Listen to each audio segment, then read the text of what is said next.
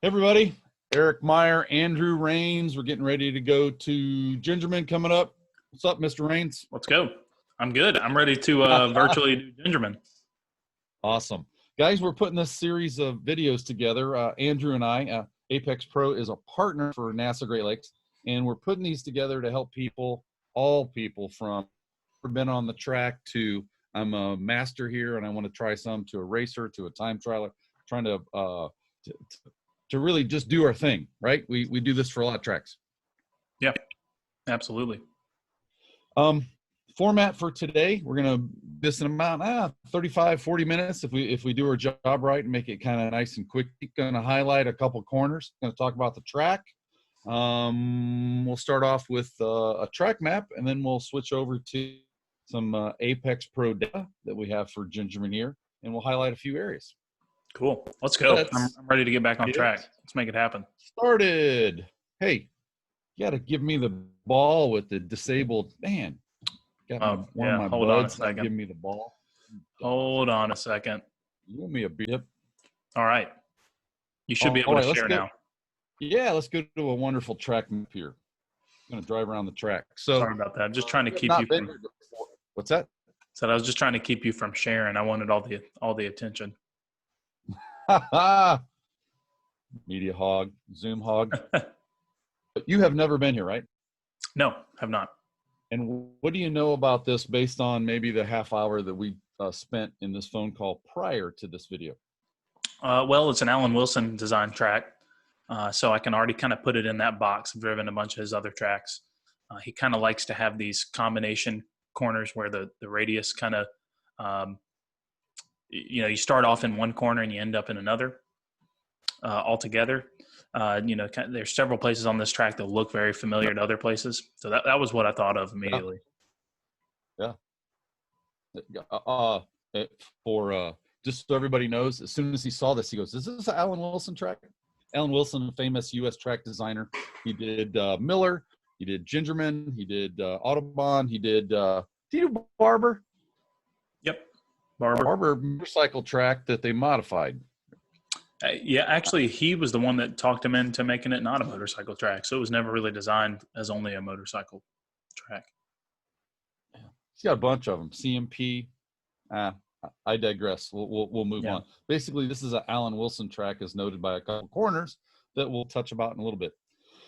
A few things, and as mentioned before, I'm gonna go draw and help people boogie through here, and as we do this, we'll do a lap here, Mr. Rains, and then we'll go over to the data.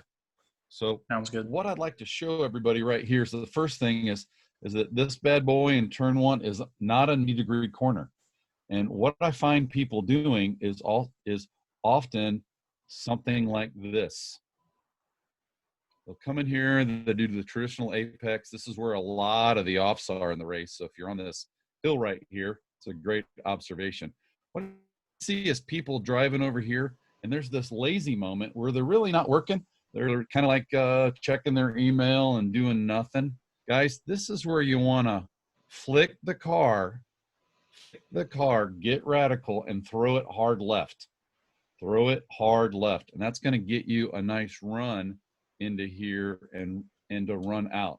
If you, and I'll be brief when I do this, if you continue to take that track out and just gingerly bring it back here, you don't have as much ability to really come outside in. You're almost inside already, and you got to wait till you go to power way out here for this big priority long straight, versus being able to be over here and go into power. Very key to go to power early, full power, and keep it prior to a long straight. Yeah. And Eric, the first thing that stands out to me about turn two, it's pretty similar to some other places on the track where the radius opens, but slowly. And this is one of Alan Wilson's things, because CMP's got a couple of corners like this. Pretty confident Autobahn does. In turn two, you can see the tightest part of the turn is at the beginning. And then it opens, but it's still turning. It doesn't straighten out immediately. So the big thing here, and you said it already. Get into wide open throttle as soon as you can. And I wanted to add to that not being patient and going to wide open throttle too soon can really end up killing you, because you might have to get back out of it, get back off the throttle.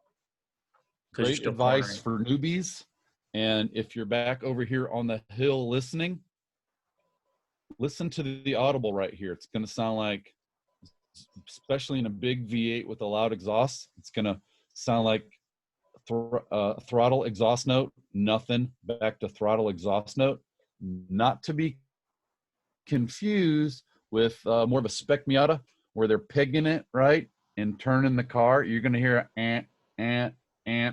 Very different. If you hear a big long ant and then a big pause, you know something's goofy and ant.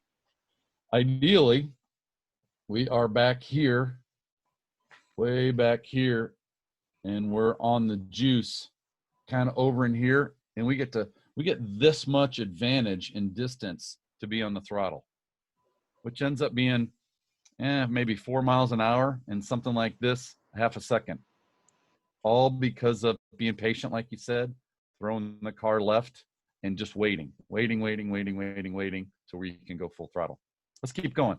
So we got a priority effort right here. We got a area right here that we want to throw the car track left. This is pretty standard, and you and I are every once in a while we pick some corners that we just don't talk about. We're really not going to talk about that. Break and turn. We're going to talk about it. Yeah. What we are going to talk about is these kind of corners, which is very similar. You pointed this out earlier, to turn 10 at NCM. Think about this, guys. Turn 10 is the left-hander that's super, super slow, that some cars actually pull in second gear, right? Andy Pilgrim would take that in a diamond formation or a square formation, a square off. Very common for a stick axle car to take that.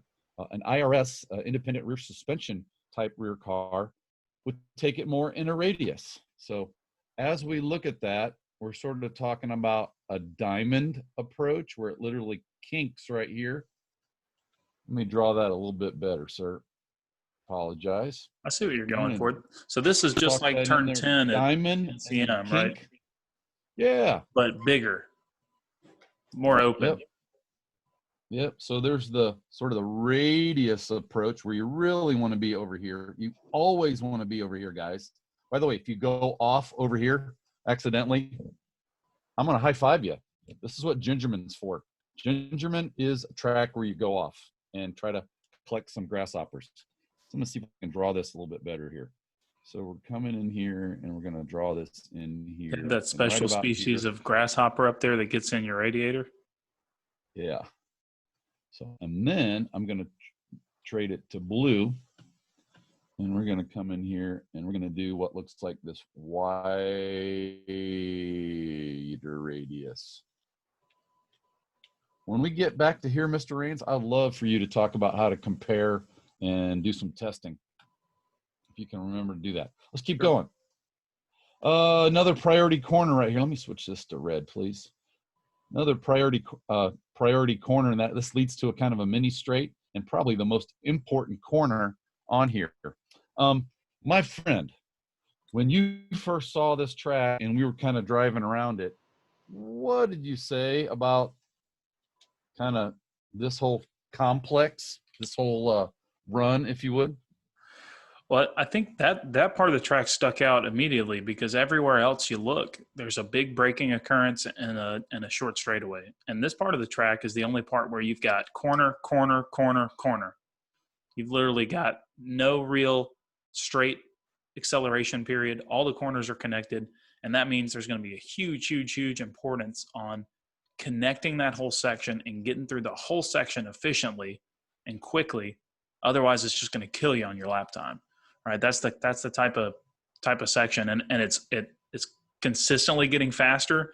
You got a really tricky kind of trying to get up to wide open throttle as soon as possible out of 7, and then you've got a really fast section there through 9 into 10, and then you're going to have a tricky braking zone in 10.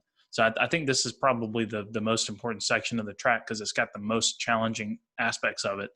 But you really have the opportunity with the way the track's layout, and from what I understand, topography and the runoff to try some stuff here. Dude, I love you. You got twin sisters in their mid-40s? Yeah, funny enough, I do. It's weird. So let's talk about this. Everything you just said was absolutely right. Man, I love working with you. Guys, this is the number one place right here that I encourage you to drop 2 or 4 tires. I'm a chief instructor. I just said that. A lot of other chief instructors are going, what? You told people to go off? Guys, this is Gingerman. You learn to go off at Gingerman, to learn to go off here, because exactly what Rain said. From here all the way down to here is what? 20% of the track, maybe?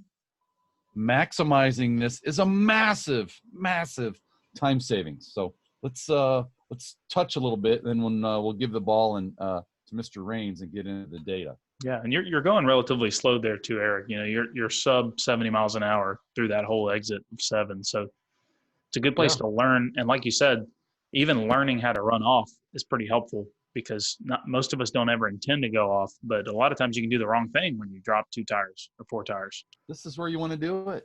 Man, this is the best corner in all the tracks that we go to. Yep. Every track has a corner like this. Some where the risk is lower, the risk is still high. I wouldn't do this at NCM. I wouldn't do this at Autobahn. I would not even do this pit. I would do this at Putnam Park. I would do not Road America, and I would do this here. If you and I were doing some other tracks, probably not Barber. Probably not. Actually, Daytona, because of the paved runoff, there's a lot of options where you could do that. But that's for another time. Here's where we want to go. The concepts taught and introduced in HPD 1 and 2 and mastered in 3 involve a very low brake, high-speed roll-in right here. You want to be rolling in so far where you're scaring yourself and have a little bit of pee-pee. Right here, if your left tires are not on the side of the track and you're going, oh my gosh, I'm going to go off, you're leaving it on the table. Again, it's Gingerman, and this is where we learn. Please note that the car is in roll for a long time. A long time. So you're going to expose some handling related issues. You're also going to expose the left side of your car to camber. And then we're going to switch here in a transition, right along the left side of this track to burden the right side of the car. And we're going to learn about camber and handling there. We're gaining speed all the way there, exactly like you said. Now we're going fast in a right-hander. And we're going to come all the way down here, and you want to be not misled by, oh my God, I'm having so much fun. I want to keep the party going. You know, when you're looking at your watch and you're going, and you're thinking about your curfew and you're going, oh, 5 more minutes, 5 more. You want to do that here. That's a good way to visualize that. It's true, right? 5 when more you're minutes. in college and you're like, I know it's late, but I'm having a good time. I'm gonna stay here. You got an 8 o'clock class. Yeah. 5 more minutes. Then the next thing you know, it's 4 a.m. The lights are on in the bar. You got to. I have no idea what you're talking about. Too much tequila. Can you talk about now? This is off camber and downhill, and here's where all of the guys. If you don't know this already, I'm saying it both for you and Mr. Rains. This is where all the goofy brake marks are, where people are trying to keep that party going. And this is all where they mess up this big run all the way down here. Could you talk about the value of this kind of corner at this kind of track, Mr. Rains? Yeah, well, this is, what's nice about this track is that we're looking at the same thing here that we saw in turn 2 and in turn 7, where the tightest part of the corner is at the beginning and it opens. And we really want to get to wide open throttle as soon as possible, with the caveat of not lifting off of the throttle. So that means overslowing the entry and going back to throttle soon hurts us more here than it does normally. And in this particular corner, and you emphasized right off the bat with me, this is the only real significant elevation on the track. It goes downhill, falls a little off camber. And so I think the really important thing is what you've already said. If you're trying to keep the party going here at 4 a.m. at the bar, Montezuma tequila, no good, right? We want to brake a little sooner. You want to check up. You want to brake and make sure that you slow the car down appropriately to get your exit here. You don't want to charge this corner. You don't want to go deeper. You want to set up the car for the exit of 10B. And overslowing can be a problem as well. So it's going to be a real challenge, but that's why we do it. Ross Bentley would talk about the psychological component of this corner, and that it is misleading and literally pulling you in. It is the sirens, the sirens that the sailors hear that pull them in and pull the ship into the rocks to want to make them keep going here, to keep the party going. Guys, be smart and say, I rocked it through here from 7. Now I need to prioritize the most important run and corner on the entire track. And we'll look at some data right there. Can you do that for us? Yeah, you can do that. Awesome. Pretty standard fare in here. Threshold braking. We can look at some data right there. This is where you want to be. Threshold braking. Every track has kind of a threshold braking. Want to see maximum braking G's right here, followed by a 90-degree flat corner. This is where we learned to get on the brakes. And again, there's nothing to hit. There's nothing to hit. Yep. There's a quick run. You want to pull up some data for us here? Yeah, sure. We'll look at some Apex Pro data from Gingerman and emphasize just a couple of these corners that we ran through. In particular, we're going to talk through the turn 5 through 6, whether to diamond or to roll the radius, like Eric was saying, and then we're going to talk about the turn 7 to 10 complex, which is super important, and then the exit out of 10. That sound good? Yeah, man. All right. So I'm going to start. Oh, you want to talk about iPad versus iPhone? Yeah. So we got I'm looking at my iPad right now. I've got it in landscape. This is the size of the screen on the iPhone comparison. So on the iPad, here's mine right here. It's the same exact data. There you go. Right. So on the iPad, you got a lot more screen real estate to deal with. So for the UI, user interface on the app, we can fit more on it. So we've got 2 screens here. I've got my GPS overlay on the top, and I've got a speed trace shown below that. On your phone, if you're looking at data on your phone, you're going, hey, it doesn't look quite like that.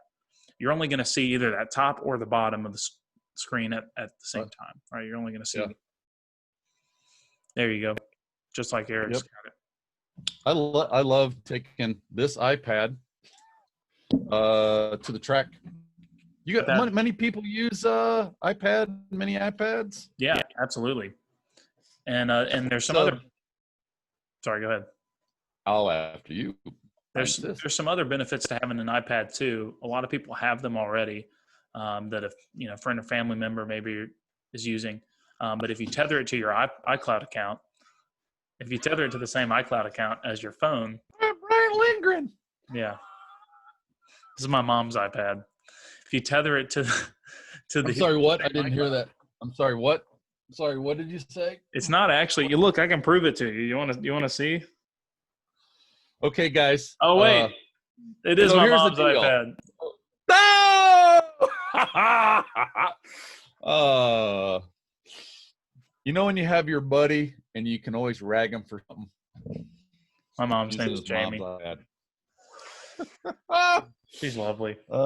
He's under contract. Raines is under contract. He's not allowed to say some dirt that he has on me because we drank tequila together with his wife more than once. How is Lita? She's good. She just turned 20. She had a birthday. You guys both had a birthday, didn't you? Yeah. I did in April. She did in May. So we're both older. I feel a lot wiser. I'm more intelligent.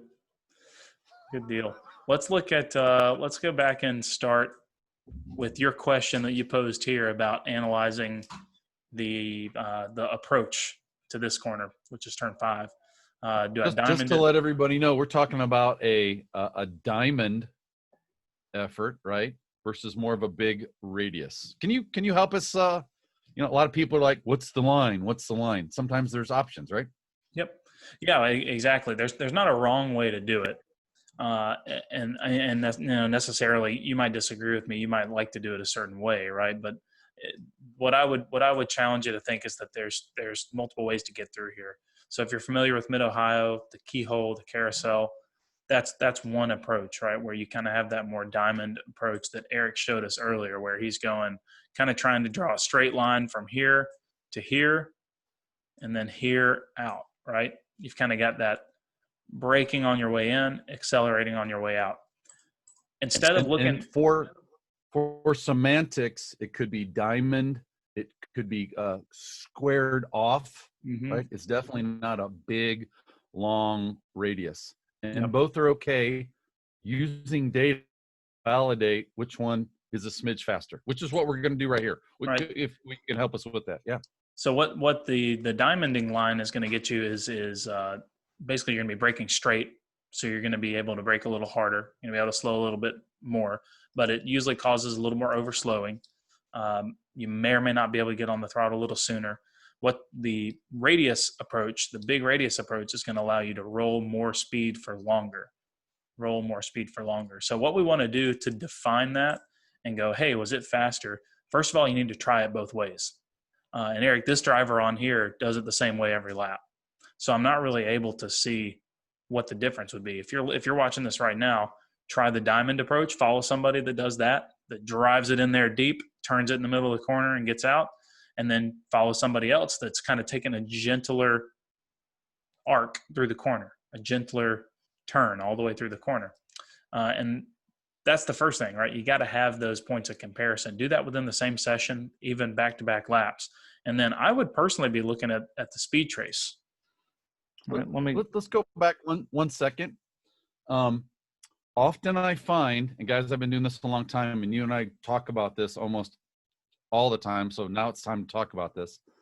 Somebody will try one different method. Maybe you're always a radius guy, and you're going to say, I'm going to try this diamond square thing. You do it one time, F it up, and you go, that doesn't work, right? Rains and I, Andrew Rains, I call him Rains, Rains and I are big advocates of try this several times, right? Nobody's going to nail it one time. You know, you give Tiger Woods 5 balls and one of them's going to be a lot closer to pin out of 5 shots than just giving him 1 ball, right? He's got 5 attempts. Same thing when you're out on a session, right? Yep. So Eric, I've circled the area of the track we're looking at on the speed versus distance graph, which is that blue line we see in this part of the screen. And what I would look through here is essentially looking for what this driver is doing as bad behavior. All right, this driver is not doing what I would think, and this is regardless of which approach you take, what this driver is doing slow. He's braking hard in a straight line right here. He's actually at this point, see where the speed trace does this little dip and then it goes back up?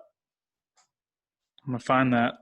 It's right here. He's actually back on the gas pedal right there. Isn't that wild? Yep. Yep. As noted by the colors also, right? Yep, exactly. So I see braking, orange on longitudinal G, orange coloring, braking, green coloring, accelerating, and then I've got yellow again here and he's braking. Well, he's overslowed already for the corner, right? He's ruined his opportunity. He should have carried in higher speed for longer and then braked. So I can't even really answer the question, what would this driver do better? Because I already see a fundamental flaw in the problem. Either approach is going to be slower if he's braking, going back to throttle and braking again. Do you agree with that? You want to be braking all the way through this section, regardless of the diamond or the radius approach. 100%. That red, yellow color right there is back to green giveaway. Yep. So if you can go in and look at this part of the speed trace, you see this little bump or you see the color changes right here and you're braking, going back to throttle, go fix that first. Then get some data on the diamond and on the radius approach. And then what you're going to do is like this I'm doing right here. I've selected 1 lap on the left side of the screen there. That's the blue check mark. I'm going to press and hold a second lap, and that's going to give me 2 different laps that are going to appear. And you want to go in and look at the difference on the speed trace. See how this driver, Eric's almost got the exact same line right here, driving the same way. If you're going to really compare the difference between these 2 approaches, you want to see some difference in the GPS line, right? pretend the blue line is going to stay the same. I want to see the red line do something more like this. That'd be our diamond approach. This driver's kind of taking the more radius approach on both of these laps. Hey, so I'm talking with Chris Armbruster. Today we're texting back and forth. Guys don't know Chris, his new ST race director, time trials champion, freaking faster than snot. Just set the track record at Mid Ohio Club Course, $144 and change. He likes to use Apex Pro, and he's a big lights user. Lights. Could you kindly share a lights story for this driver going into that corner? This is probably one of the best opportunities you're going to have to use the display in real time to understand if you're doing something that's inherently good that you can build a foundation off of and go faster with, or if your technique is not quite there. And in this driver's case, we already looked at a couple things in the data. The technique's not quite there. So what I'm going to do is watch the progression of our light bar here. And what we're going to see for this corner, because the driver is braking, accelerating, and braking again when he should be accelerating for longer and then braking once, we're going to see a transition from the straightaway to green lights. And we're going to see those more and more red lights. See how we had those more red lights develop than we saw initially, about right here, Eric? Mm-hmm. See these guys? That's a really good indication that we've got poor technique through here, right? Guys, if you're brand new to this, remember, green is good, red is opportunity. Red is opportunity. Yep. You see how we never see less than maybe 4 red lights through this whole section? That's telling us that this driver is nowhere near the edge of the friction circle. He is not optimizing the grip of the tire through this section of the track.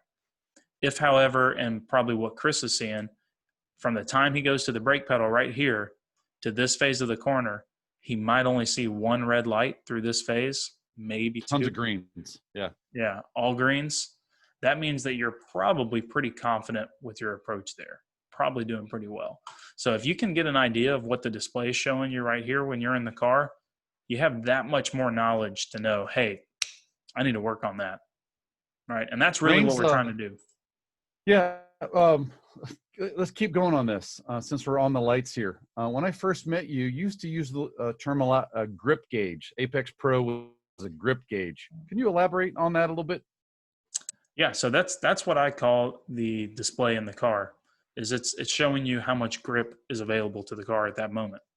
By the time your brain recognizes what the display is, it's essentially instantaneous. So what it's telling you is basically where on the friction circle are you, how much of the tire's grip do you have available to you at that moment, based on how much you're using. So are you using all the grip or not? And that can give you an indication. It's not the end all be all, right? Because grip, sometimes you want to be using more longitudinal grip than lateral grip, right? But it's supposed to give us an indication of, are we using the car's available grip?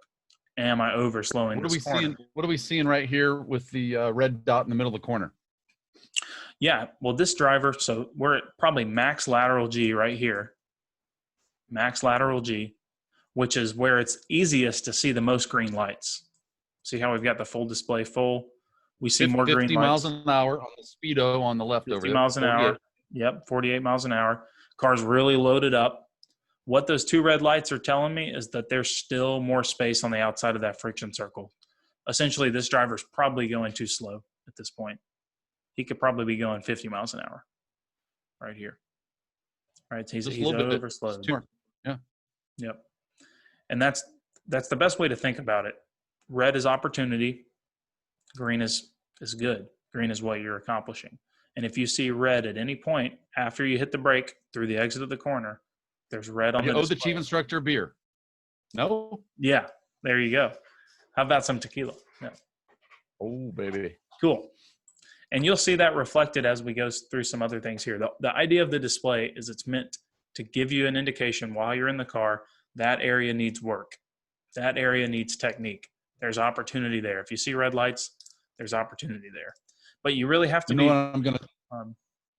know what I'm gonna say now, right? About my favorite way to use the grip gauge. What am I gonna say? You know? Let's hear. I don't know. in the rain, In the this rain. is the best tool in the rain. When we went to Barber together, we're driving the BMW, we were October. passing, crushing everybody in the water just by looking at the lights, Yep. pushing it a little more. It's pretty uncanny in the wet. I agree with you there. Gosh, yes, it's All right. worth the price of admission. Okay, Let's sorry. look at 7. I love this in the rain. I love this in the rain.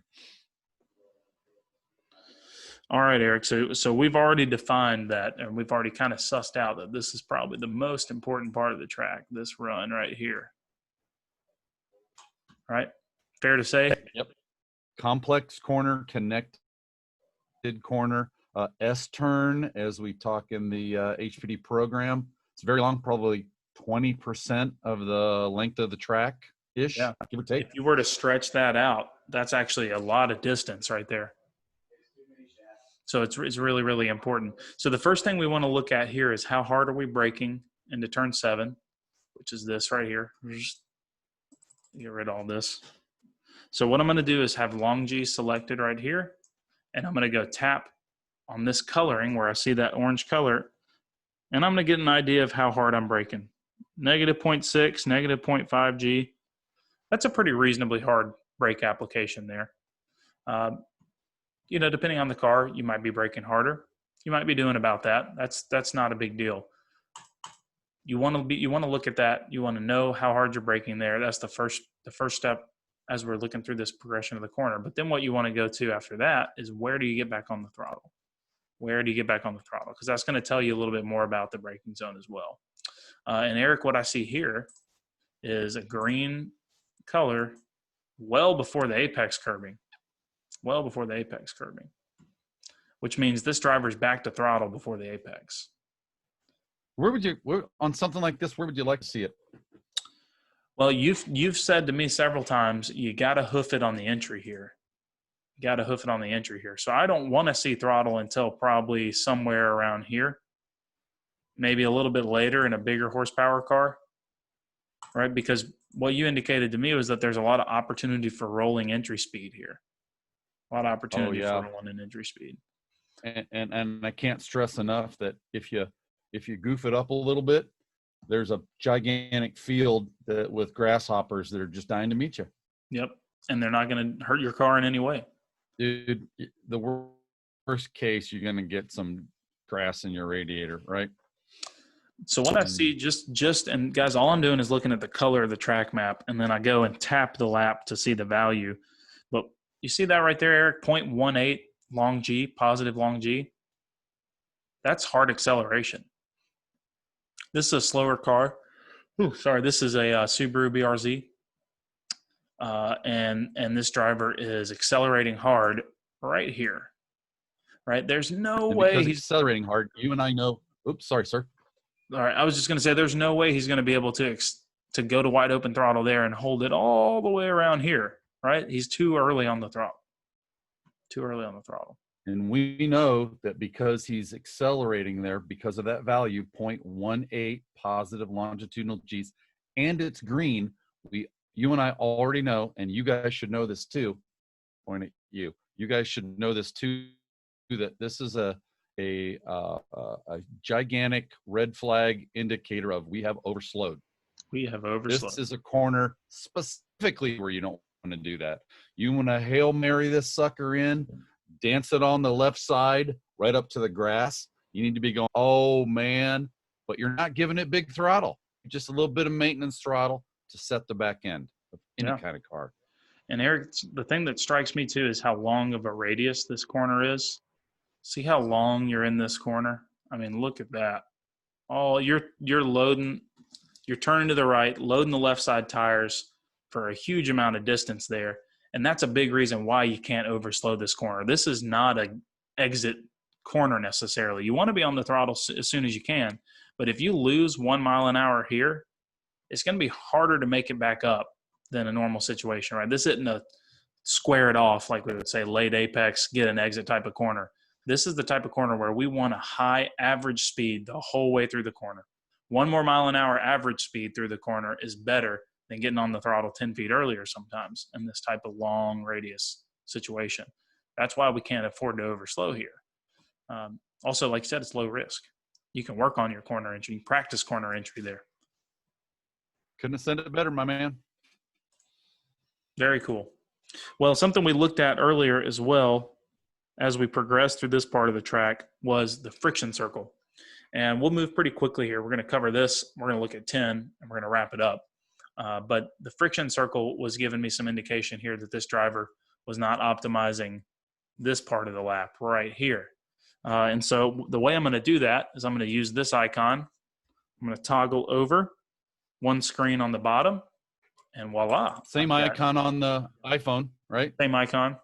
I've got lat G, arrow. Yep. long G displaying my friction circle. So what I'm going to do through here is back the car up, and I'm going to slowly move this slider here at the bottom of the screen. You see moving through the friction circle, back and forth through this part of the track. Eric, you see how that dot travels right across the middle of the friction circle? See that path right there? This driver is accelerating hard on the exit of 7. Still got a lot of lateral G in the car right here. As he moves forward, he's releasing the throttle. He's starting to turn or starting to think about turning, but he spends an enormous amount of time not challenging the car. Yeah. Right. That's a lot of opportunity right there. There's red lights on the display. You can see the Apex Pro. Just watch the Apex Pro lights as the little blue dot goes through the middle. Do you see that? See the display? Look at all that grip on the table through there. We're not hoofing it. That's something to look for, folks. Go to your friction circle. You really don't want to plot that point right through the middle of the friction circle. You want to be accelerating. You want to be somewhere near closer to the edge as often as possible. If you're doing that, you're probably letting off the throttle too much for that corner. You're just leaving a lot of opportunity on the table. Try to check up a little bit less. Eric, it looks like there's a lot of runoff out in here. Yeah, big old farmland. Low risk. If you have Lap Timer Plus, folks, where you got sector times, this is probably the most important part of the track to measure your sector time and compare that session to session and see how you're getting through there. You in the bottom of this video when we're done, can we the YouTube link to sector time videos that you did? Yeah, and we can look at sector times real quick if you'd like. Yeah. So I'm going to toggle over. Guys, this is when you think of sector times or segment times, you think of a Formula One. That's exactly what this is. This is this is a feature that is very powerful if you're visual because of the colors. Exactly. 100%. Just like Formula One, they're going to divide the track into segments. That's what we're seeing here with sectors. We've got, instead of just the lap time, 1:56.72, right? That's a total lap time. We're seeing the times of each little segment of the track. So the first thing we want to look at is our little gear icon right here. See that on the right side of the screen? That's going to pull up our sector interface, which is going to allow us to define our sectors. We get to decide guys, if this is where they new are. to you, guys, if this is new to you, don't be scared. Everybody learns this one time. And if you have this and you haven't used it yet, play this part of the video again and again. I'm going to show you let's show them how to use it a little bit. Yep, and you can watch our segment 4. Yep, you can watch our sector time video as well to help you with some of this. So what I've done here is I've created the segment that I want to see, which is right there. And I did that by moving these sliders down here. So Eric, the way we set our segment times, there's a couple things that we want to consider. We don't want to break sectors in the middle of a corner or the middle of a braking zone because we don't want that variation. We don't want the acceleration change of the car to influence the sector. If you're braking, if you're transitioning to brake right in the middle of a sector, maybe one lap you brake a little earlier, one lap you brake a little later, you're going to get really inconsistent sectors if you do that. If we have a sector set where you're constantly on the gas in a straight line accelerating, that's usually going to give you the most consistent way to look at your sectors.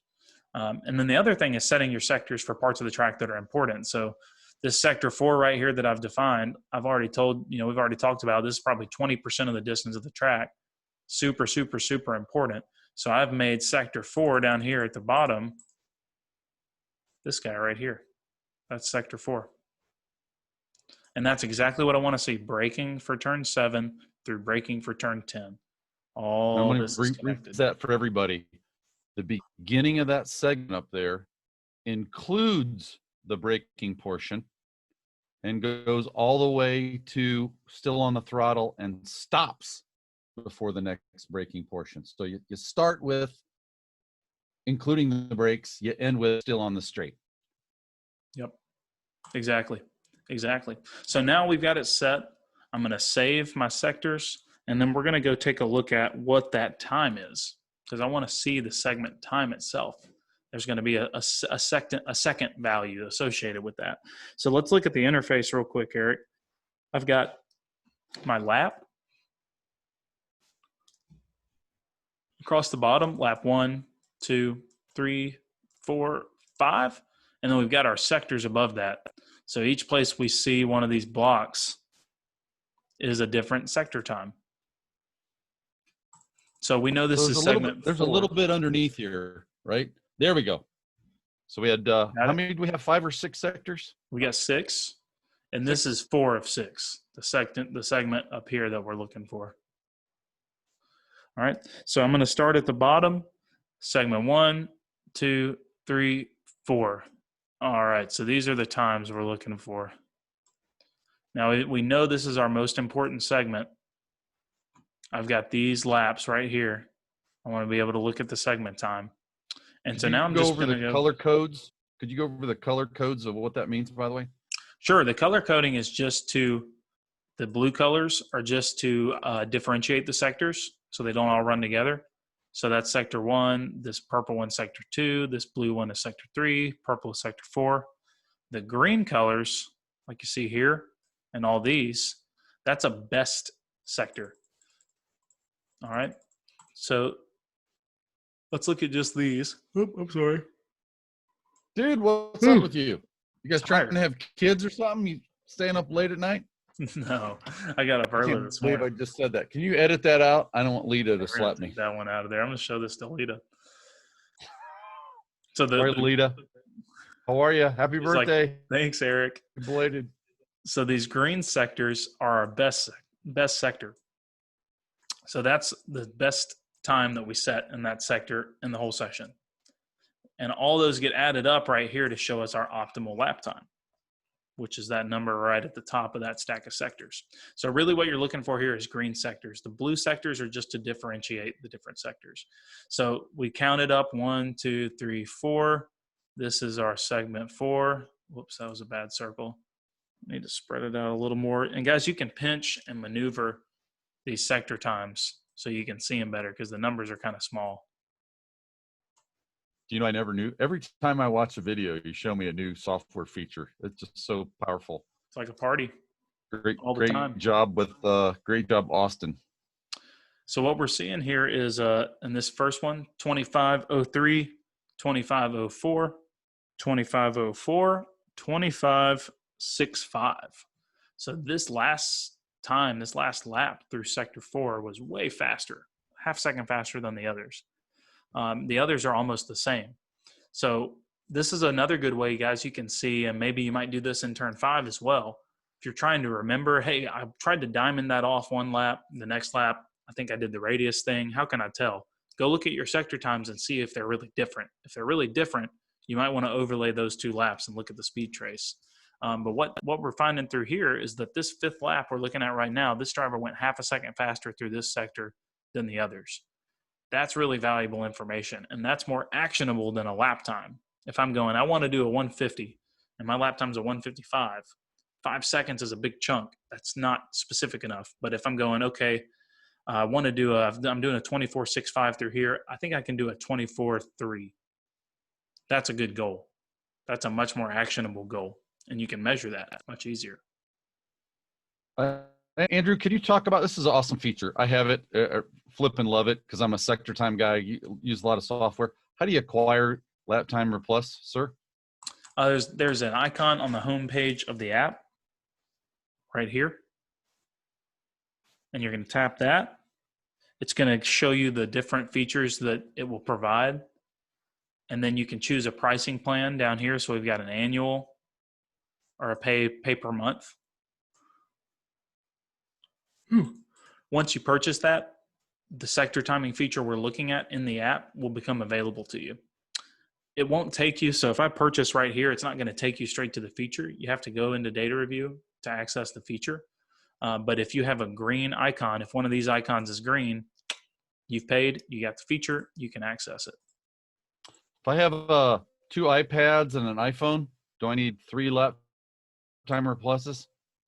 No, as long as they're on the same iCloud account, you can use it across the board. So I have this phone, this iPad, I have another iPad, all on the same iCloud account. I bought Lap Timer Plus once, and I have access across all my devices.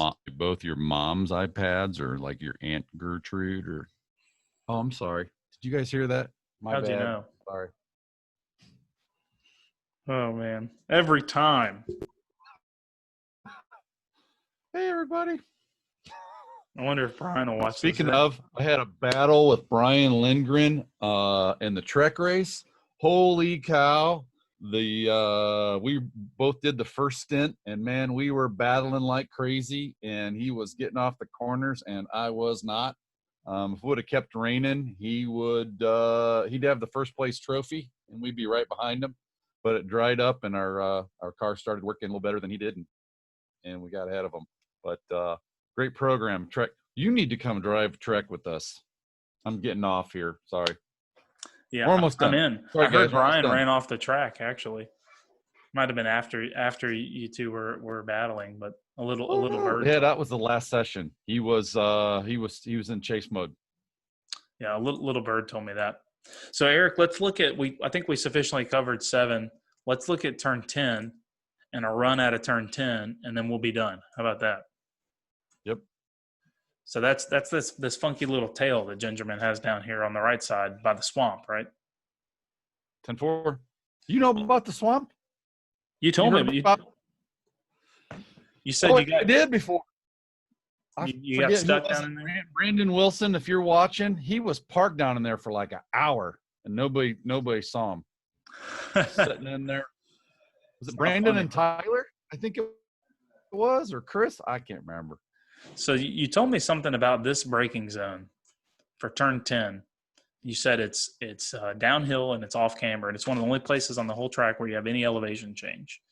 And the magnitude of this is quite large during a track walk, which is why track walks are so important. You don't know how much that is deceiving, and is the Death Star tractor beam pulling you in. Tractor beam. Yep. So the thing that you want to avoid here is keeping the party going, right? I think that was the phrase that you used. You don't want to keep the party going because you're going out of here, high speed, gaining speed, more speed, ramming speed, right? And then you're coming in here, and you got to throw the binders on right here. What's this? Did you say it was FRS or BRZ? It's one of the two. It's a Toyota 86 platform. Oh, okay. What's he hitting right here before the brake zone, speed-wise? Speed-wise, let's take a look at it. We're at about 83 miles an hour. That's hoofing. Yeah. So for a slow car like this, that's pretty quick. So a big car like yours is probably doing 100 miles an hour right there, I would think. Maybe a little quicker. Fast. So it's going to be easy to overshoot the braking zone.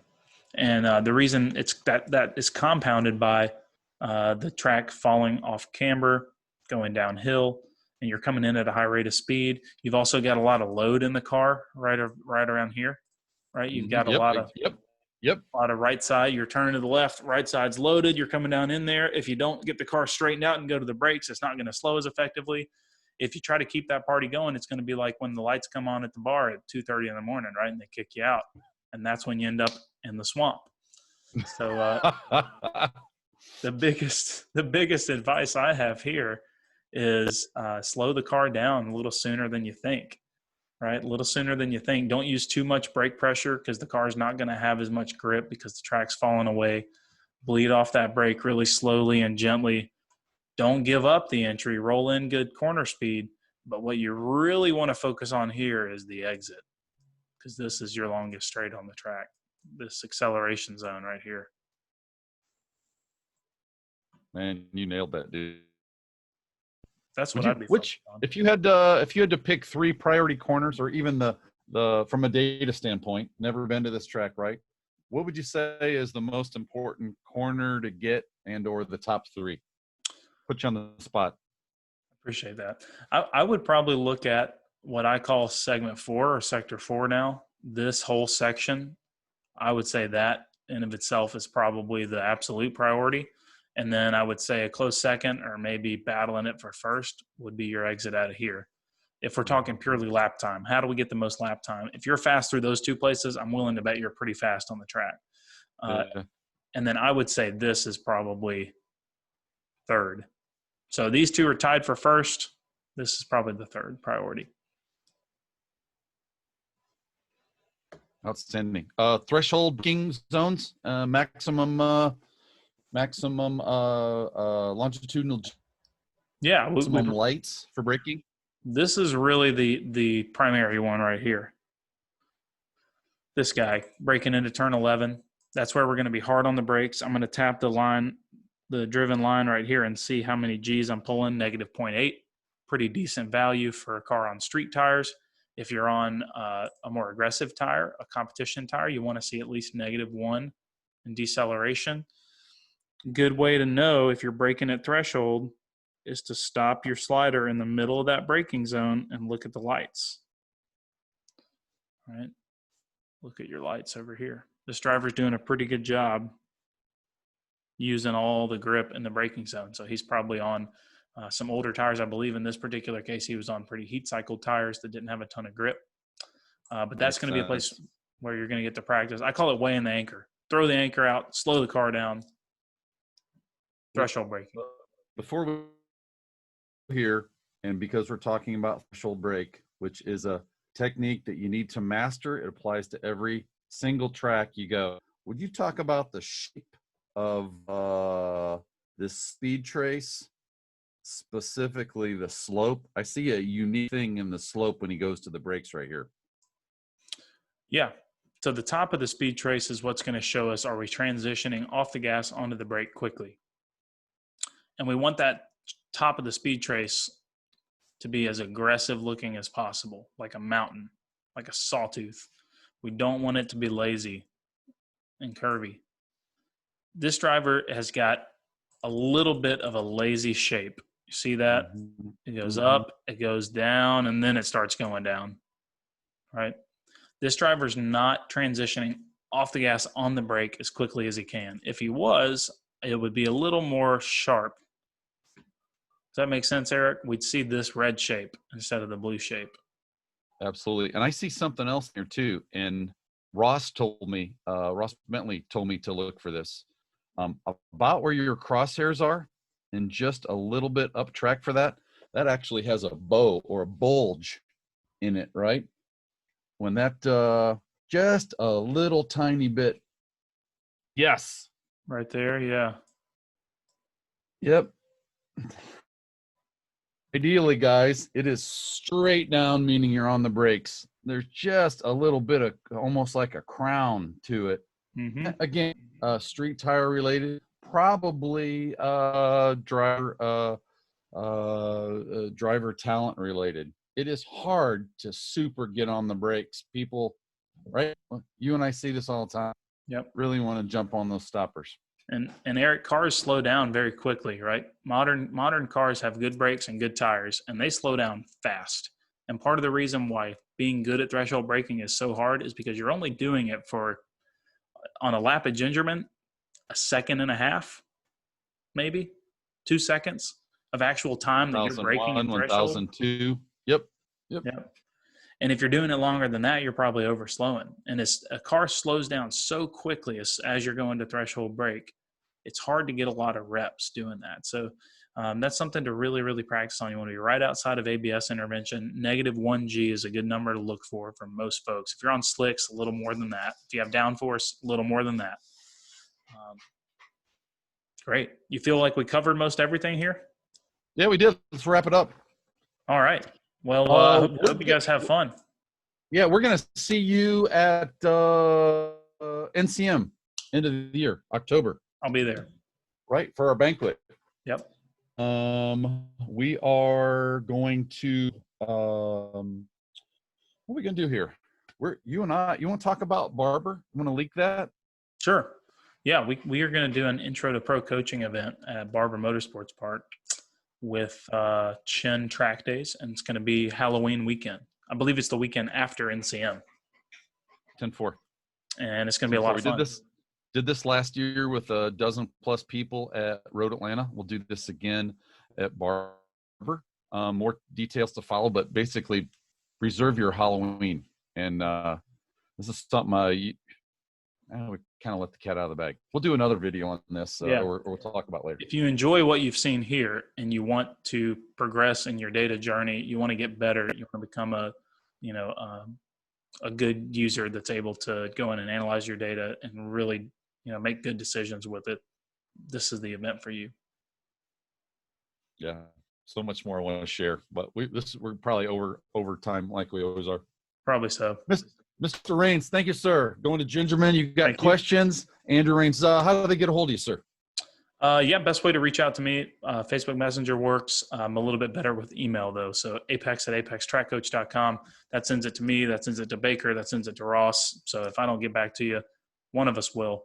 Let us know if you have any questions. And a little bit of commercial for new users, a little booster seat. Let's pretend you just got your device. What should they do? Where should they go? Yeah, well, first of all, Mike Cooper is going to be at Gingerman. And we'll be at a lot of the NASA Great Lakes events this year. So if you have a question on site, certainly don't hesitate to reach out to Mike. If you are a relatively new user and bought from Mike, or you bought it from Apex Pro, then you probably already have an email that's got all the resources you're going to need to use the product. If you haven't seen that email, go to the Apex Pro website, apextrackcoach.com, scroll down to the footer, and there's a bunch of resources down there. The Getting Started page and the FAQs page are two great places to start. That's going to give you everything you need. Just read through those. Check us out on YouTube. And also, if you're on Facebook, Apex Pro Users Group. Make sure to join. Got any webinars coming up? We do. June 15th. Robbie Foley, the brake release. Dude's the master. Stay tuned. Master. Mr. Rains, I want to thank you again, guys. We will see you at Gingerman. Bring your Apex Pro, get it all juiced up. Let's get ready to use it. Michael Cooper, Spec 944 racer, and Apex Pro ambassador. He will be there looking at your data, helping, doing exactly what we're doing now. Doesn't cost you a penny. Yep.